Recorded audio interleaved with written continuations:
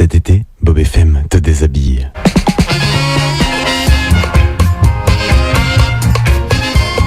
Et tout d'abord, laissons place à la politesse. Bonjour Chami, bonjour Duarte. Bonjour Célim, bonjour Duarte. Bonjour Célim, à la non-politesse du coup. Si, à la politesse, mais à la non-galanterie. À la non-galanterie. Oui, mais c'est que je voulais garder le meilleur pour la fin plutôt. Notre invité. Comment tu te rattrapes? Évidemment, Marion, donc du projet 51. Salut Marion. Bonjour. Alors, donc aujourd'hui, nous allons parler donc d'un projet qui se nomme le projet 51, qui est aussi une association qui est portée donc par 3 étudiants, où il y en a un qui est un ex-étudiant, certains sont en année de césure, qui souhaitent faire le tour du monde pour découvrir donc différents pays, différentes cultures, sur une thématique précise qui est notamment l'égalité homme-femme ou l'émancipation aussi de la femme, et voir confronter un petit peu les différents modèles à travers le monde. C'est à peu près ça finalement, si on le résume vulgairement. C'est tout à fait ça. Ah, alors attends, je vais augmenter le son. Clac, Oui, du parce micro. qu'elle est toute petite. Oui, c'est ce que j'ai entendu. Alors, du coup, aujourd'hui, tu es là pour nous présenter le projet. Alors, tout d'abord, question un peu con, comment s'est monté le projet, pourquoi avoir monté cela et d'où l'idée est venue finalement? Alors on avait tous les 3 envie de voyager, 2 d'entre nous ont pas mal d'expérience déjà en termes de voyage, et c'est vrai qu'on avait envie cette fois de faire un tour du monde, et pas seulement un voyage dans 1 ou 2 pays, mais d'allier 10 mois où on va faire que voyager. Et on s'est dit, pourquoi pas faire un tour du monde sur un sujet particulier et pas seulement un tour du monde sec. Donc après, la problématique du droit des femmes nous intéressait chacun depuis longtemps, et on a dit, on va travailler là-dessus pendant 10 mois dans 20 pays. Et donc alors le nom projet 51, ça réfère à quoi exactement? Je crois qu'il y a une signification. Oui, au fait que 51% de l'humanité est de sexe féminin. D'accord. Ah, Eh ben voilà, tu vois, rien qu'avec le nom, j'apprends déjà cette information-là.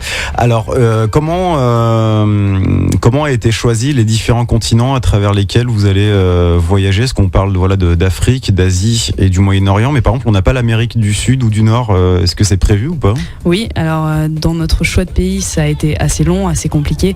C'est vrai qu'on s'est concentré déjà sur le monde en développement, parce qu'on s'est dit que c'est là que les enjeux étaient les plus importants à l'heure actuelle.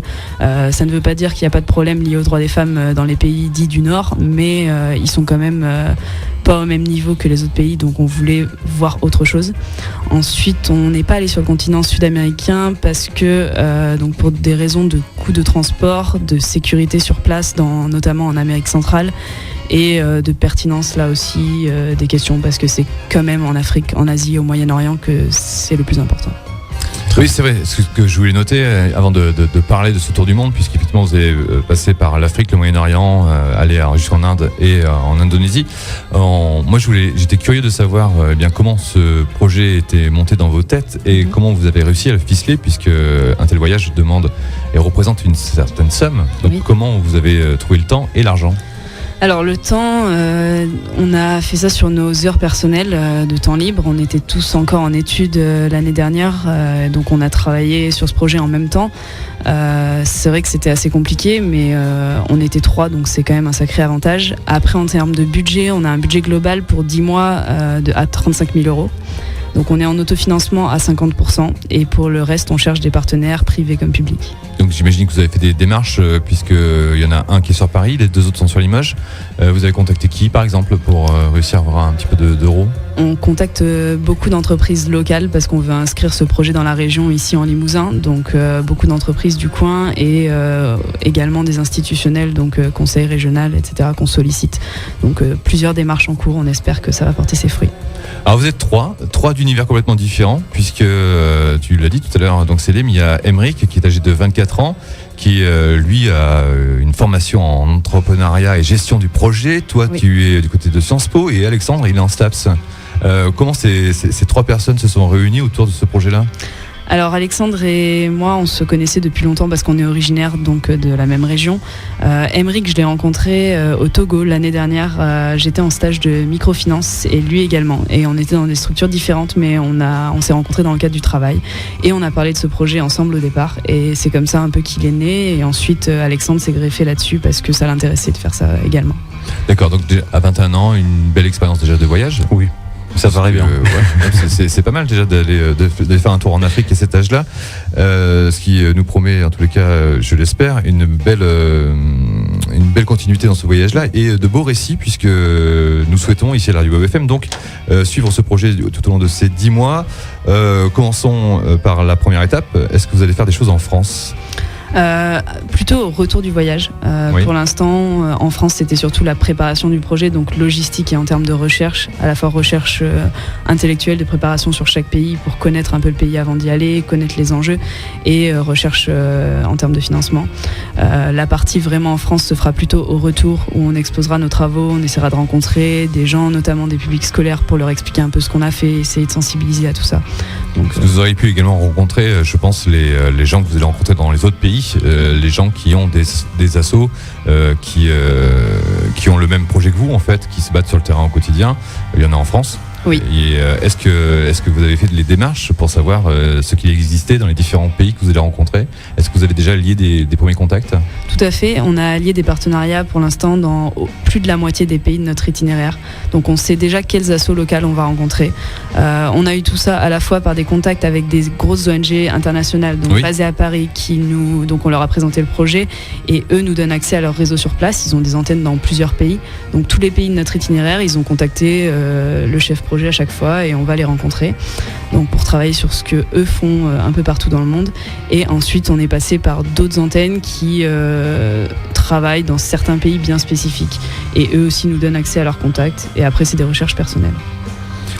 Du coup, quand vous allez arriver sur place, là, c'est pour les aider à travailler avec eux au quotidien ou vraiment c'est dans un but d'étudier, de regarder, de voir ce qui se passe et d'en apprendre plus finalement ? Ouais, plutôt dans un but d'observation et d'étude. C'est vrai qu'on reste pas longtemps dans chaque pays, donc on n'aura pas vraiment le temps de travailler avec eux, mais on veut voir ce qu'ils font, comment ils agissent. Il y a des problématiques qui sont partagées entre plusieurs pays, donc on veut voir comment ils les traitent dans chaque pays, qu'est-ce qu'ils pourraient faire pour travailler ensemble, éventuellement, mutualiser certaines choses, la manière dont c'est abordé dans telle ou telle société. Plutôt un rôle d'observation. Et comment vous souhaitez retranscrire après donc votre voyage ? Est-ce que ce sera à travers de l'écrit, à travers peut-être un film, de documentaire ? Est-ce que ça peut penser aussi à un projet documentaire ? Comment ça pourrait se passer ? Oui, donc tous les mois on va écrire des articles, plusieurs articles régulièrement tout au long du voyage qui seront publiés sur nos réseaux sociaux, donc notre page Facebook Projet 51 et notre site internet projet51.com. Donc les articles seront très réguliers et à la fois sur le droit des femmes et vraiment des articles plus longs avec là une vraie étude en profondeur des initiatives qui sont prises, du problème global, etc. Et des articles plus courts, vraiment sur la dimension voyage, tour du monde, itinérance, qu'est-ce que ça signifie, qu'est-ce qu'on vit au quotidien, des anecdotes, qu'est-ce qu'on découvre, même au-delà du droit des femmes. Et ensuite, au-delà des articles, on fera aussi des vidéos avec tout ça. Donc au moins 3 vidéos par mois. Une avec les interviews marquantes du mois, donc les rencontres les plus intéressantes. Une autre comme un mini-reportage sur un sujet ou un pays. Et une dernière avec des photos du voyage, le tout monté sur une musique locale qu'on aura entendu et écouté pendant notre voyage. Très bien. Vous savez déjà combien de temps vous allez rester sur chaque étape ? Est-ce que tout est déjà planifié ou est-ce que vous réservez, une marge de manœuvre ? Les durées sont déjà planifiées. Après, ça peut dépendre des aléas sur place, mais la plupart des durées sont déjà arrêtées pour la simple et bonne raison qu'on a besoin de réserver des billets d'avion et que plus on s'y prend tôt, moins c'est cher. Et voilà. Donc après, selon les pays, on reste plus ou moins longtemps. Il y a des pays qui sont tout petits, on peut rester 1 semaine. Il y a des pays comme l'Inde ou l'Éthiopie où on restera 1 mois. Ça dépend. C'est peut-être de tout planifier, ça évite aussi peut-être la frustration. Au moment de partir, c'est vrai qu'on a vite fait de tisser des liens et si on n'a pas de date butoir, on a peut-être tendance à vouloir prolonger le voyage un petit peu plus. Est-ce que vous y avez pensé à ça à chaque fois quitter comme ça des assos dans lesquels vous avez passé du temps, vous avez rencontré du monde, vous avez vu ce qui se passait, devoir les quitter, repartir pour une nouvelle destination, j'imagine que mentalement ça doit être compliqué à gérer. Oui, c'est vrai que c'est pas toujours facile, surtout si on crée des liens assez forts, donc les dates, c'est vrai, aident parce que ça nous met une date butoir et on sait qu'on doit rester en mouvement. C'est un voyage itinérant avant tout, donc il faut pas qu'on reste plus d'1 mois dans chaque pays, sinon ça perd un peu de sa valeur. Voilà, c'est pour ça qu'on s'est mis également des dates, c'est vrai. Je vois que le voyage vous intéresse beaucoup, vous, Célim Eduard. Pourquoi ?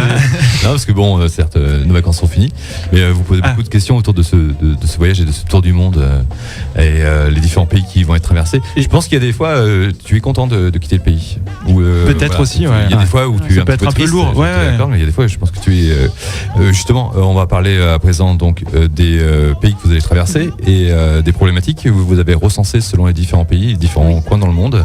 Alors, vous avez déjà pris connaissance, donc j'imagine, de certaines problématiques. Quelles sont-elles ? Pour en citer quelques-unes, l'excision, le viol utilisé comme arme de guerre, l'accès à l'éducation pour les femmes, l'accès à l'entrepreneuriat, tous les obstacles légaux qui empêchent l'émancipation des femmes, comme l'interdiction de contracter un crédit ou l'interdiction d'acheter un bien immobilier, des choses comme ça. Tout ce qui est mariage forcé, aussi tout ce qui est tuer les filles à la naissance, ça existe encore dans certains pays parce qu'on sélectionne l'enfant qu'on veut avoir. Et c'est c'est pas la politique de l'enfant unique comme en Chine, mais non, mais c'est la politique du garçon unique en premier. Oui, on imagine par rapport aux droits de succession, par rapport aux terres, par rapport à la possession en général. Voilà. Il est vrai que malheureusement l'homme a une place que la femme. Est-ce que ces problématiques-là sont les mêmes au Moyen-Orient, en Asie, en Afrique ? Certaines sont transversales et couvrent plusieurs pays, donc c'est ça qui sera intéressant de comparer dans chaque pays ce que fait la société civile, la situation. Et certaines sont bien spécifiques à certains pays parce qu'elles sont liées à des traits historiques ou culturels ou à des situations à l'instant T. Donc par rapport à ça, est-ce que vous n'avez pas l'impression d'être de rentrer dans un pays qui n'est pas votre culture et d'être le petit blanc qui vient voir donc ces gens chez eux pour leur dire ce que vous faites c'est pas bien? Tout à fait, c'est le risque qu'on pourrait voir et c'est une très bonne question. Justement, on veut éviter ça, on veut éviter d'arriver en donneur de leçons. Notre but n'est pas de sensibiliser les gens dans les pays à l'importance du droit des femmes. Notre but, c'est de sensibiliser avant tout les gens ici à ce qui se passe là-bas, parce que c'est vrai qu'on peut être vite fermé dans notre propre environnement et ne pas trop avoir conscience de ce qui se passe ailleurs. Et certes, les médias sont là pour corriger tout ça, mais les médias aussi, notamment les médias de masse, ont un angle particulier d'attaque et s'intéressent uniquement à certains sujets. Donc nous, on voudrait essayer de parler de choses qu'on voit moins et pas arriver en donneur de leçons. Non, on veut faire prendre conscience aux gens de ce qui se passe là-bas, mais pas dire il faut faire ça ou il faut faire ça. Donc nos articles et nos vidéos seront relativement objectifs. Quand on se permettra de donner des avis personnels, on laissera toujours le débat ouvert et on essaiera de donner plusieurs avis contradictoires. Ah oui, parce que j'aimerais bien avoir l'avis, entre autres, de la personne qui tient l'outil pour exciser les femmes. Non, mais je pense que son point de vue peut être intéressant pour amener justement une cohérence dans ce voyage. Quels sont les pays justement que vous allez traverser, puisque tout à l'heure donc tu expliquais que l'Amérique du Sud était un peu délicate. Il y a certains pays où voilà, il faut éviter certaines zones. En l'occurrence, vous allez au Moyen-Orient, vous allez en Égypte, vous allez en Éthiopie. Oui. Donc ce sont aussi des pays entre guillemets à risque. Oui, c'est vrai qu'on va dans des pays qui sont parfois plus délicats que d'autres en Amérique du Sud, mais là encore c'était parce que leur pertinence par rapport au projet était plus importante. On s'interdit absolument tous les pays qui sont en zone rouge, classés en zone rouge par le ministère des Affaires étrangères. Ensuite on va dans quelques zones oranges, mais c'est vrai qu'on prendra des précautions. On sera toujours encadré par nos contacts locaux qui nous guideront sur le terrain, qui nous diront ce qu'il faut faire, ce qu'il ne faut pas faire. Emeric et moi on a quand même déjà une bonne expérience du voyage, notamment dans des pays en développement, de voyage et de vie d'ailleurs, donc on sait comment pallier un peu à tous ces risques, même si on ne sait pas tout bien sûr. Oui, puis en plus tu es la seule fille et ça te place dans une position qui peut être délicate face à certaines situations. Oui, c'est vrai, mais l'avantage c'est que je suis la seule fille, mais il y a quand même du coup 2 autres garçons qui eux permettront de faciliter certaines choses. C'est vrai que j'aurais été la seule fille toute seule, ça aurait été plus compliqué.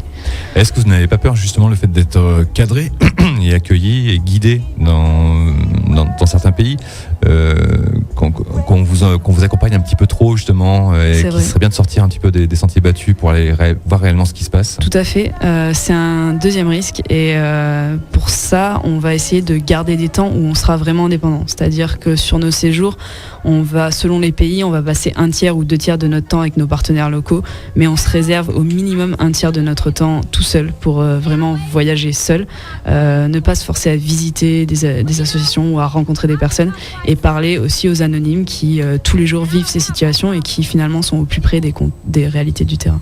Alors pour les auditeurs et les auditrices qui nous écoutent, le voyage commencera par la France bien entendu. Pour aller au Maroc, on parlait de zone orange, zone rouge, il va y avoir la Mauritanie, donc un pays à risque assez vite.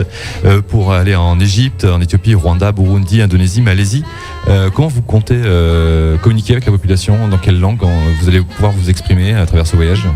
Sur la première partie du voyage, on a quelques pays d'Afrique où le français est utilisé.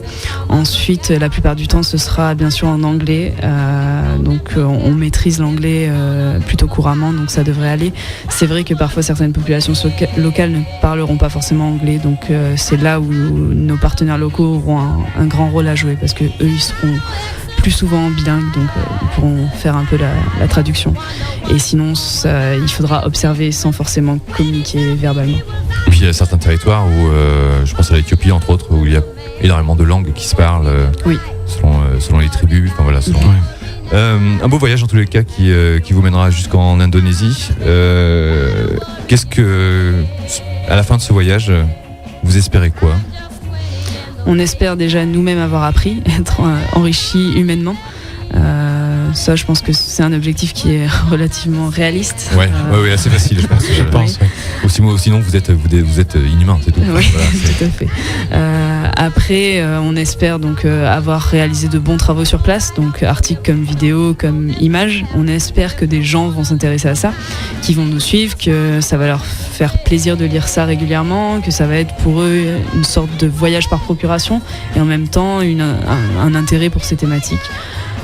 On espère aussi au retour transmettre nos connaissances en rencontrant des publics scolaires ou autres pour leur dire un peu ce qu'on a fait, l'intérêt de prendre des initiatives, l'intérêt de créer son projet soi-même.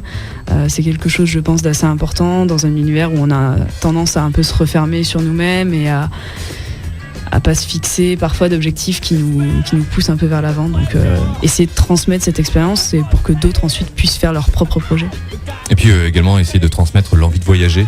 Tout à fait. Ailleurs que dans des pays où l'on nous destine en masse comme ça pendant nos vacances, puisqu'il y a de très beaux pays que vous allez traverser qui sont juste formidables à voir. Oui. Et puis voyager, ça fait jamais de mal. Non, effectivement. Est-ce que ce projet, c'est une sorte de première étape vers quelque chose dans lequel vous voudrez vous investir tous dans votre vie professionnelle future, ou est-ce que c'est juste une année de transition comme ça pour en apprendre plus? C'est vrai que tous, on est un peu amoureux du voyage, entre guillemets, donc on voit notre vie professionnelle, notamment à l'étranger, une partie de notre vie professionnelle en tout cas, ou en relation avec l'étranger. Donc à ce niveau-là, c'est vrai que c'est peut-être un premier pas. Après, la thématique droit des femmes continuera à nous intéresser. Ça ne veut pas dire qu'on travaillera forcément chacun là-dessus tout le temps. Mais pour l'instant, c'est assez difficile à dire. Mais on espère que ça donnera des suites. On verra en tout cas, puisque tu as réussi à intégrer Sciences Po. Tu es en 3e année. Vers quoi tu te destines? Est-ce que tu penses déjà J'ai pas de métier précis en tête pour l'instant. Je me destine à un master assez général, affaires publiques, donc pour étudier plusieurs matières. J'ai pas choisi encore, mais justement, j'espère que pendant cette année, je vais réfléchir à tout ça et peut-être voir vraiment dans quelle voie professionnelle je veux m'orienter. Tu vois, c'est quand même rassurant de ne pas savoir ce que l'on veut faire dans la vie, même lorsque l'on est à Sciences Po. Eh bien, écoute, Céline, tu as d'autres questions, d'autres curiosités qui te tremblent le cerveau? Non. La date de départ, peut-être, on l'a pas eu. Ah oui, c'est vrai. Oui. Il y a quelque chose de très important par rapport au financement, il est vrai. Il manque un petit peu d'argent. Donc, si quelqu'un qui nous écoute actuellement et qui a envie de participer à ce projet-là, comment doit-il s'y prendre?